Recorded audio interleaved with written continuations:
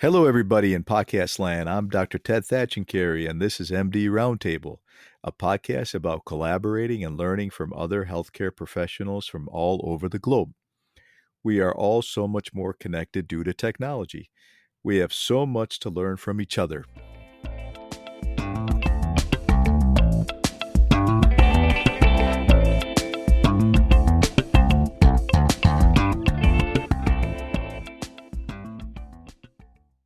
Thanks for joining us today on MD Roundtable, folks. Today's guest is Dr. Teddy Totimeh, who is a consultant neurosurgeon at the Accra Medical Center in Ghana, West Africa.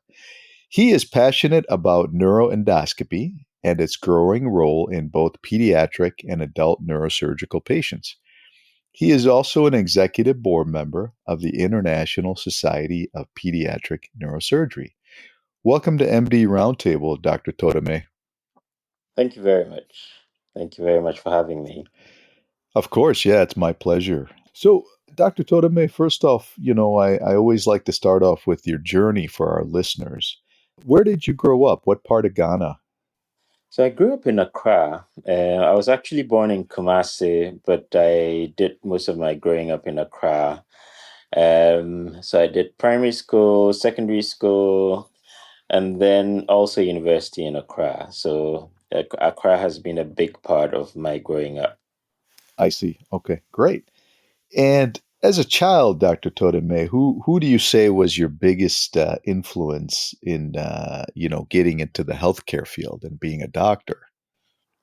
Well, I think as a child, I was sickly. I was, just name any virus that came into town and I'd get it. So, and my mother was a nurse at the time, and so you put viruses afflicting young sickly child and mother who is medical, and you can imagine that I went to the hospital quite often. So the thing was, very early in my life, I think it was sort of imprinted on my mind about the role that doctors play. So I Mhm. think they may have been the first sort of authority figures that I would get exposed to.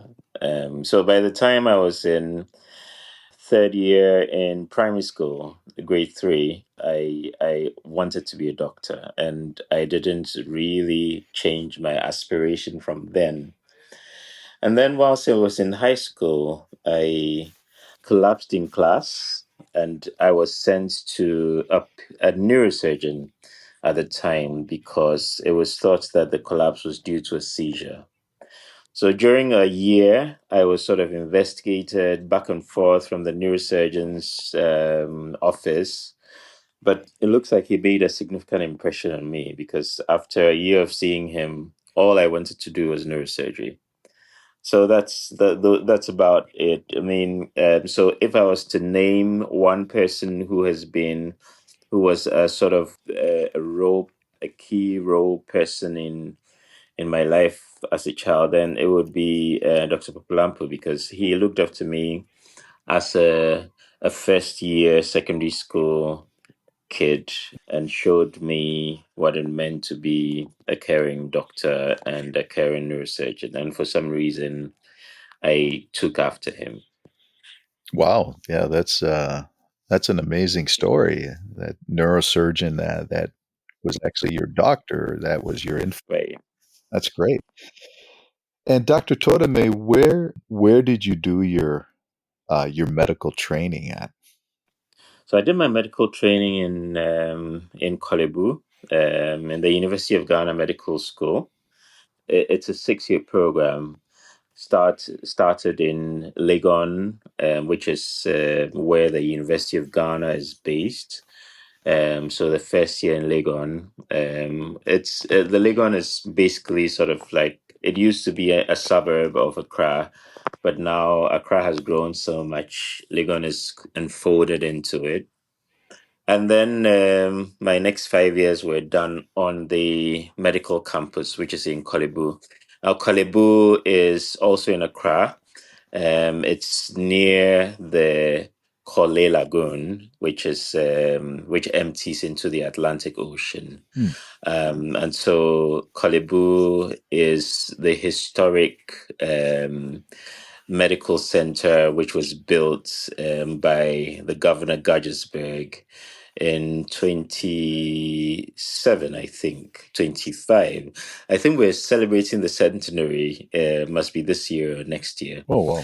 Yeah, so that became the main teaching hospital, and that's where the medical school was based. So I did my medical school training in the University of Ghana Medical School and completed the clinical bits in the Kolebu Teaching Hospital. This episode of MD Roundtable was sponsored by two anonymous donors in the memory of the late Mr. and Mrs. T.C. Sebastian Thatchencarry. Our donors have pledged to match dollar for dollar the first $500 that our listeners donate. So please check out the donate button and feel free to make a donation. Thank you, folks. Great. And where did you end up doing your neurosurgery fellowship or residency? Well, so I started my neurosurgery fellowship, my neurosurgery residency in Kolebu Teaching Hospital. Mhm. I did my first 5 years there. And then, emails between myself and an Israeli neurosurgeon ended up with me having an invitation to come visit the department for a month. And then after the visit, I was offered to transfer my residency there. So I then moved to Israel and completed 2 years of the neurosurgery residency there. And then I came back to Ghana and then wrote my West African boards. So basically, it was 5 years in Ghana and then 2 years in Israel. Oh, wow. Okay. Is that kind of a traditional path for neurosurgery, or is that sort of unique? It's not exactly traditional. I think I played the cards I was dealt with, Hmm. but also, I guess, for a few neurosurgeons who came before me, training outside was not, atypical. Sure.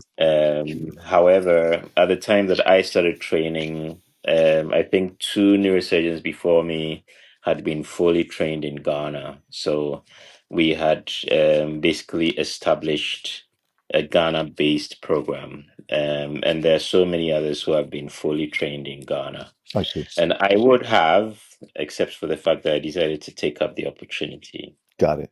Got it. Great. All right. Switching gears, Dr. Totimeh. I know you're passionate about neuroendoscopy. What can you explain to the listeners exactly what is neuroendoscopy and how is it beneficial for both pediatric and adult patients? So neuroendoscopy is basically doing work by looking at your target with a camera, not exactly with the naked eye Mhm. or with a microscope, but with a camera, so that you now follow your actions and implement your actions by looking on a screen. It's basically like the PlayStation part of neurosurgery, without the play, I but see. there's a workstation that you're looking at, and it's remote from what your fingers, your instruments are touching. But the image is faithful. So you can use that image to sort of do things that are deep within the patient's body, um, which could be either in the patient's brain or in the patient's spine.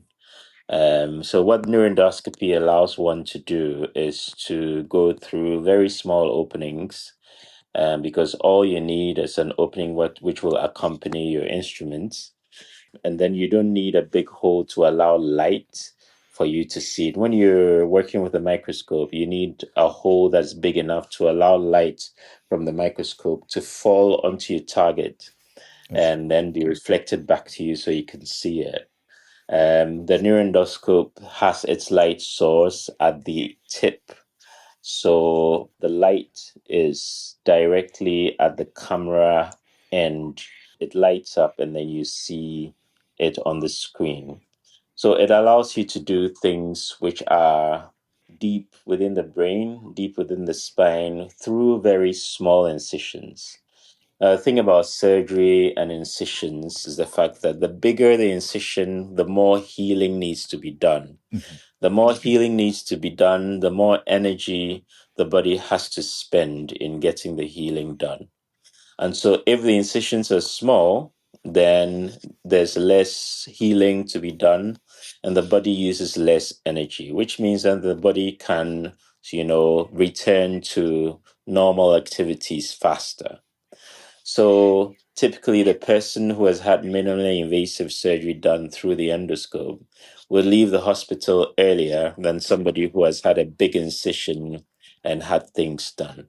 I see. So in our environment where we do not have, access to trained critical care, trained, critical care staff, trained critical care nurses, and, neuroanesthetists and intensive care physicians are, very, they're the rarest of physicians, right? Right. So in our environment, if you have an option that allows you to skip intensive care for the patient, we take it. And for me, that's the value that neuroendoscopy offers. The fact that it can help to surgically intervene and solve problems with small incisions. Great. Great. Thank you for explaining that so clearly. So, Doc, I know in Ghana, as a neurosurgeon, you probably will never have a shortage of your trauma patients, due to motor vehicle accidents that come in with head bleeds, etc. What are some of the other typical neurosurgical cases that you see on a regular basis? So yes, like you said, the traumatic brain injury part. However, also the fact that Ghana is has a median age of 18. So let's say, well, it's closer to 19 now. So let's say a median age of 19, and this is a country where 70% of people are under 30, right? So it means, and then we have, a fertility rate which is near 3 babies per mother, right? So we have a lot of children to deal with, and which means that we have to deal with some of the problems of childbirth, congenital malformations, congenital problems of development, and so the neurosurgeon has to deal with quite a bit of hydrocephalus, and then also with, how do I put it, minor meningocele, spina bifida.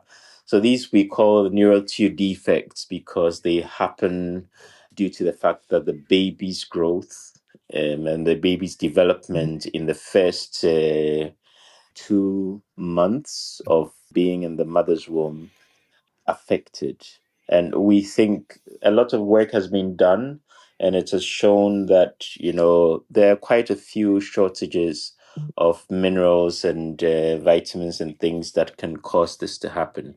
But the most prominent shortage is folate deficiency.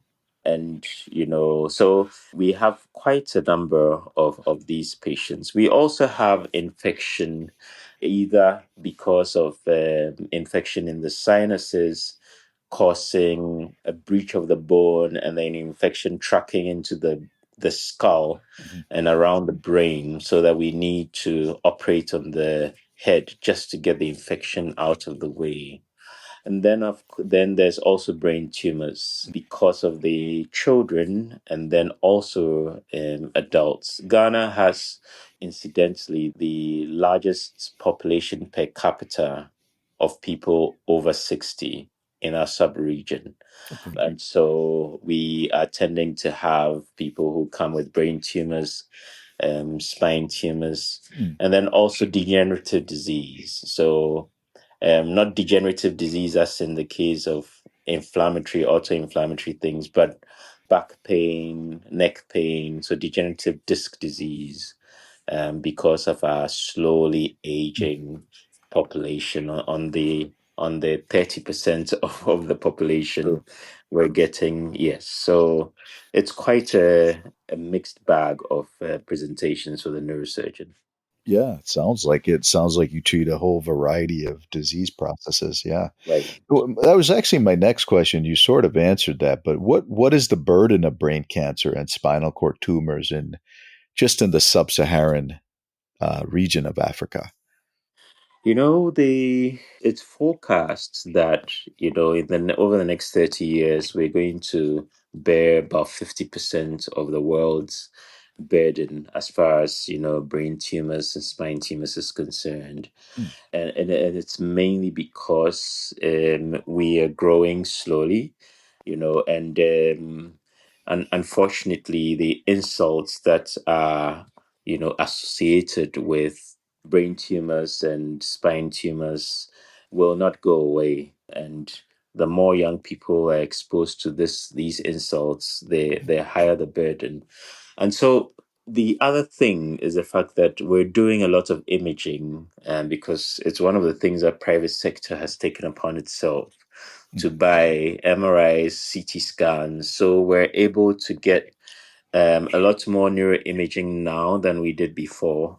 And that is also increasing the number of spine tumors and brain tumors that are diagnosed. And so there are no sort of clear figures yet, because we don't have like really big, trials that have sort of characterized the burden. But it is known that, the burden is growing, both because we are diagnosing them more through imaging, but also because the ability to screen and pick up these tumors early rather than later is affected because of how underdeveloped our healthcare systems are.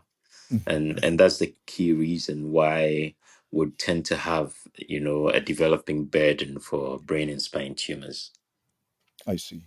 Yeah, Doc, what are some of the challenges you face as a neurosurgeon practicing in Ghana? Ghana has a healthcare system that did not really react to the fact that about 30 years ago there was a switch of actual disease burden from communicable to non-communicable, right? Mm, So we have the general fixation of healthcare policy on communicable disease because that is where external funders and external global helps in healthcare will focus their investment. mhm. Unfortunately, neurosurgery then becomes looked at as a niche area, an elite area, a luxury area. And this then means that, the general tendency of government is to invest into, the everyday bread and butter health problems rather than look at a niche, a luxury area in quotes as neurosurgery. Right. However, the top killer of young people in Ghana is traumatic brain injury. And unfortunately, a close second has become hypertensive hemorrhage, Mm, which causes intracranial collections of blood. Now, you cannot use typical primary health care investment to deal with such a burden. But, it's a memo that everybody misses, because this is a young country. And when you're young, you don't take health seriously. So, neurosurgery has tended to be orphaned in the public sector because, and I guess the public, how do I put it, characterization of neurosurgeons also doesn't help sure. because they're supposed to be these super rich individuals who do special things, and that doesn't help when you want money. Yeah, so in the public sector, neurosurgery development has been difficult. I mean, in the key teaching hospital, it's just this year that they started using a donated operating microscope. Now, for most neurosurgeons all over the world, and this would be like unheard of because neurosurgery, the principles for removing tumors, removing blood vessel problems are all based on microneurosurgical techniques. Mhm. Right. So in mainstream neurosurgery, you can't present a case really if you did it without a microscope. However, these cost money. Neurosurgery now depends on neuroendoscopy, but that costs money. Neurosurgery is now dependent on neuronavigation to make access more accurate, but Mhm. that also costs money.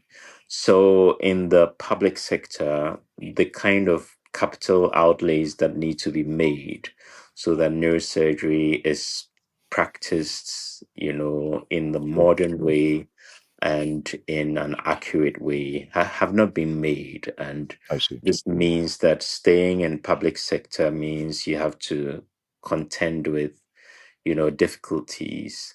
Right. And in the private sector, neurosurgery is not a priority because the low-hanging fruit of general practice is good enough for them to, make profit.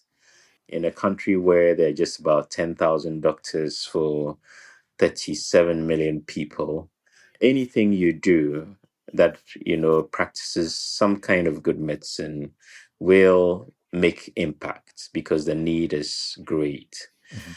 So we do not have answers in the public sector, and neither do we have answers in the private sector. However, things are beginning to change mainly because equipment is becoming available, Mhm. and consumables are becoming available so that it makes a move like what I made 3 years ago possible. So, what I did was to get some equipment together, some consumables together, and then move into a private hospital which has CT scan, MRI, two operating rooms, and an ICU. And I Right. said, well, I have the equipment. I'd like to start a practice. And thank God for, an understanding medical administrator who said, yeah, come in. And so far, we have been sort of slowly growing a neurosurgical service that is private based, but that has some links with government. And I hope that in the near future, we become a site that's also able to train some neurosurgery residents. I see. So in this environment, what we've been able to do has been to do the private work and also continue collaborations with international organizations so that once or twice a year we can do surgeries which have, really lowered pricing, because we have people donating their surgical time. So next week, for example, we're running a surgical mission in my hospital where we're operating on aneurysms and skull-based tumors. Now, there's no expertise for clipping aneurysms in Ghana at the moment, but for the last 2 years, we've been running this mission that brings in 3 or 4 surgeons at a time, Mhm. from the US, and then we work together at clipping aneurysms, and then also doing diagnostic imaging. And I expect that over the next few years, as we continue to do this, there will be some expertise transfer, and our ability to deal with these problems is enhanced. Yeah, that's great. The way to take things into your own hands, Dr. Totimeh. I'm sure that's a big challenge for you, and I hope that the Ministry of Health and policymakers can, increase more funding, like you said, for equipment and supplies. So I know it's a hard battle for you to deal with. So Anyways, I've read about the shortages of neurosurgeons in Ghana and Sub-Saharan Africa. Just for our listeners, just to compare some numbers. So in the United States, there's one neurosurgeon for every 60,000 patients. Mm. However, in Ghana, correct me if I'm wrong, Doc, it's one neurosurgeon for every 1.25 million people. Does that sound right? Yeah, that sounds right. That sounds about right. Yes, Wow, wow, those numbers are staggering to me. they are. It's amazing the challenges you guys are faced with, Yes. and I assume also the lack of just having like neuro ICUs and neuro intensivists and anesthesiologists for perioperative care can also contribute to those challenges, right?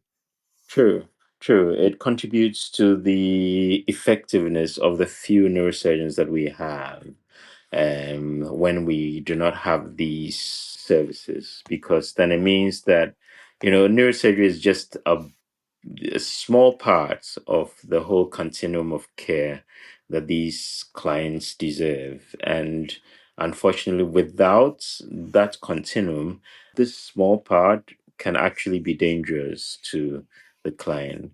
And so sometimes it's better not to start at all. And when you do not have, colleagues who will take over care when the person is in the healing mode. Right. Right. So yeah, so that's the key. That's a key thing about, having ecosystems that support neurosurgeons. Without these ecosystems, then we're in trouble. Right. Yeah. So, what do you think, Dr. Totimeh, is some solutions to fix this brain drain, as you call it? What do you think we can do there? Well, I think we can look at it in two ways. I think it's first of all, we must be realistic enough to know that the emphasis of government is not going to change over the next 30, 40 years, Mhm. because it's very difficult to sort of put direct value on investing into infrastructure that seems to be not so useful for the large majority of people. However, I think that entrepreneurs have a role to play in this. And every year there's inactivity by government. It creates opportunity for entrepreneurs because there's a yawning gap between the number of people who need neurosurgery and the number of practitioners who can provide it. Mhm. And this gap is not just for Ghana, but it's for all the countries in the sub-region, right? So entrepreneurs can look at lean ways of, surgical teams that can run simple, impactful services within the specialized surgery, within the neurosurgery sector, and turn profit. I think that ultimately, the better organized these lean teams are, Mhm. the more sustainable their profits. And the more sustainable these profits are, the more scaling up of services there will be, because that is what business people do, right?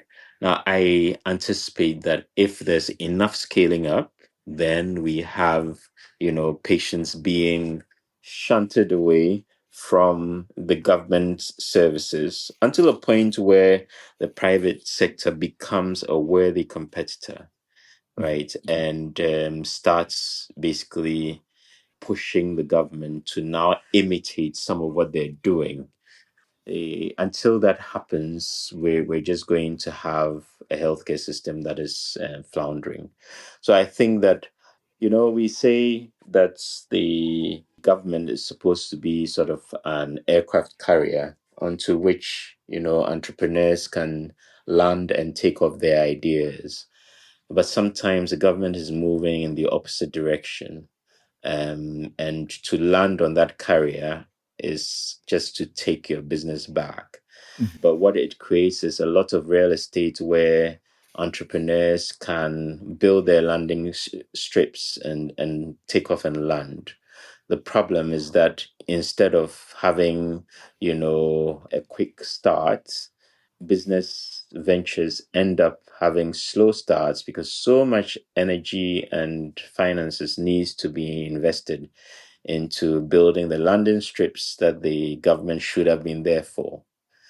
However, I think the returns are also significant, because all governments charge for their aircraft carriers. So if you're not using the aircraft carrier, then it means that when the returns start, the profit margins can be wider Hmm. than organized economies.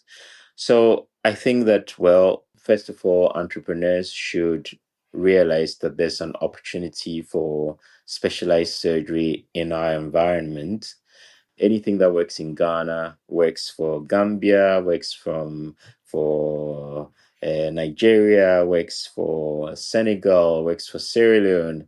I mean, Sierra Leone does have one neurosurgeon. Liberia has one neurosurgeon. Gambia has one neurosurgeon. So you can imagine that if you have a center of excellence planted in Ghana, then Wow. all these countries are going to send people over, and that's where the income is going to come from. But the other thing is just governments also improving Right. the standard of their aircraft carriers.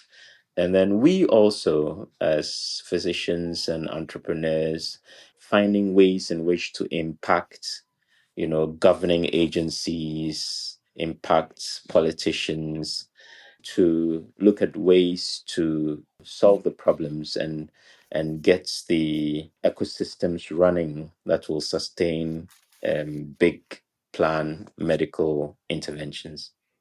Yeah. Thank you for sharing those interesting points. Yeah. So, Dr. Totimeh, what excites you right now in the field of neurosurgery? I'm amazed at the impact of AI and how the future is going to be. One of the things that we labored with was being able to recognize tumors, for example, and to think that now there are large language models which can reach 80%, accuracy, and just being shown a CT scan, right? There are large language models which can give molecular characterization of tumor tissue without needing all the expensive molecular tests that can only be done in reference labs, which we do not have. The impact of AI on decision making in neurosurgery when it comes to, things like people who have blood collections in their brain or have traumatic brain injury and may be remote. And the fact that AI algorithms can actually decide on whether the person should be transferred Hmm. to a center or not. And the fact that all this is slowly churning out and slowly becoming more and more accurate as we watch. You know, the other thing is about, neurosurgery has always depended on, skill, repetitions for the fingers, muscle memory, for the hands, Hmm. the ability to make small movements in tight spaces and make big impact. And those small movements can only be practiced. And I am really, excited about the fact that it's becoming more possible to do simulation labs, to use virtual reality to look at, different neurosurgical problems and find ways to solve them. I'm also, struck by how easy it is to collaborate globally now because of, apps like what we're using for this podcast Hmm. or Zoom or, nowadays borders are no longer a hindrance, and they shouldn't stop us from doing things together as scientists, and bringing out some of the things that we are finding. We planned the entire mission for next week virtually. We've Hmm. discussed like 80% of the patients who will be operated on. We've discussed them virtually. We wrote, an article on the missions that were done 2 years ago and last year. We wrote an article collaborating completely virtually without ever meeting. And so these are sort of the areas that really, excites me about the years ahead. That's fantastic. Yeah, very exciting. How do you stay up to date in your specialty, Doc? Well, it's journals, it's conferences, it's discussing with colleagues. Yeah, it's now easier, because there's also YouTube, there's also a lot of podcasts, there are different ways in which you can catch up. Yeah, so at the moment we really have no excuse, but to try keep reading, keep looking out for the new things, and keep engaging. I think once we keep engaging, we don't fall back. Yeah. How do you like to decompress, Dr. Totimeh? I know being a neurosurgeon can be very stressful. Well, I sing in a choir, so I really love singing. I actually Oh, have two albums on iTunes, so really? if Wow. you wanted to hear me decompress, you can hear me singing my decompression. That's great. Good for you. I love, spending time with the family, traveling with the family if possible. Those are really special times for me. Mhm. I love a good game of Scrabble. And also, when I'm disciplined enough swimming, I, postpone and postpone. But when I actually end up doing it, I enjoy it, and it's really refreshing. That's basically, and then it was some time ago. I used to be an avid reader of novels, but unfortunately, the discipline has Hmm. just disappeared. Good for you. Yeah. So, Doc, what is the one thing that you can highlight about Ghana for any potential visitors? Ghana is a gastronomy capital. I think that if you're a foodie, you should come to Ghana because there's so many outrageous tastes that you wouldn't even imagine. And I think one of the blessings about Ghana is the fact that we're very multi-tribal country, which has been able to have different people from different orientations just settle together and call this 250,000 square place our home. And so I think the diversity is in your face when you come into the country in terms of food, in terms of people, and their differences, and yet their similarities. I think there's a certain tapestry of humanity that you experience in Ghana that is difficult to experience anywhere else. I Ghana is not a place to come for safaris. However, you might see some occasional elephants in, a park up north. I know people come to Ghana for bird watching too, because there's amazing variety in the rainforests, which can be gotten to. But also, you'll have to, you know, you'll have to come around to the fact that Ghana is a place where one can learn patience, because this is not a place where you order food in the restaurant and it comes in minutes.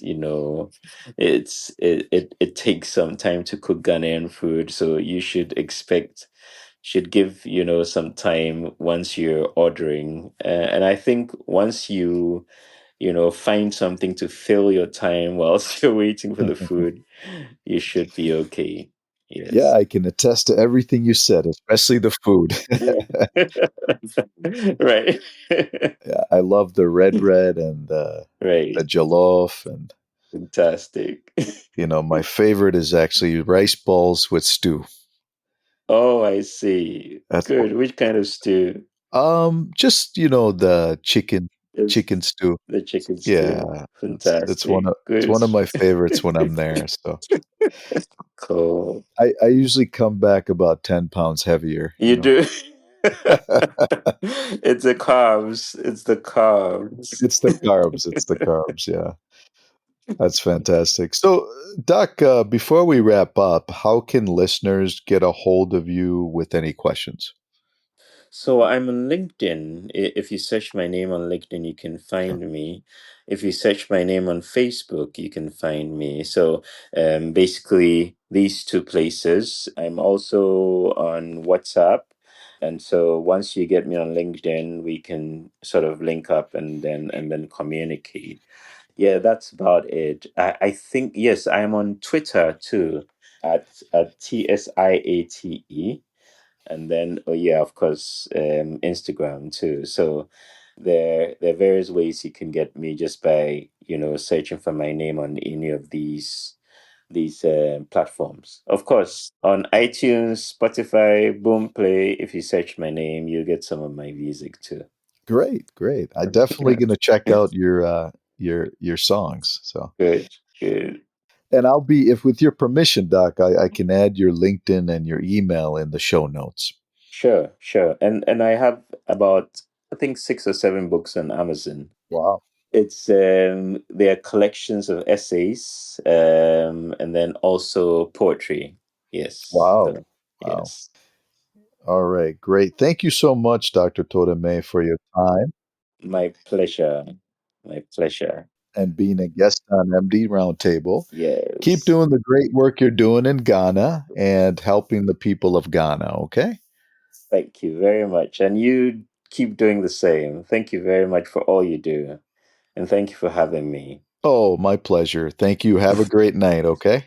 Right, you too. All All right. right. Okay. Bye-bye. Folks, I'm going to leave you with a little taste of Dr. Teddy Totemeh's music. This song is called A New Song. It is a gospel song. So please enjoy it. And if you'd like to check out more of his music, he is available on iTunes and other streaming services. Thank you.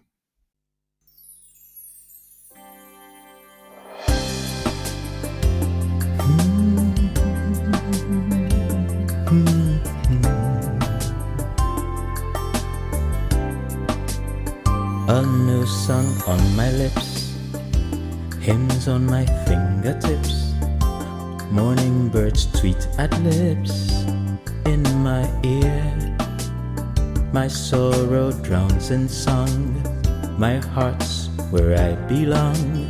I'm where believers throng, I have no fear.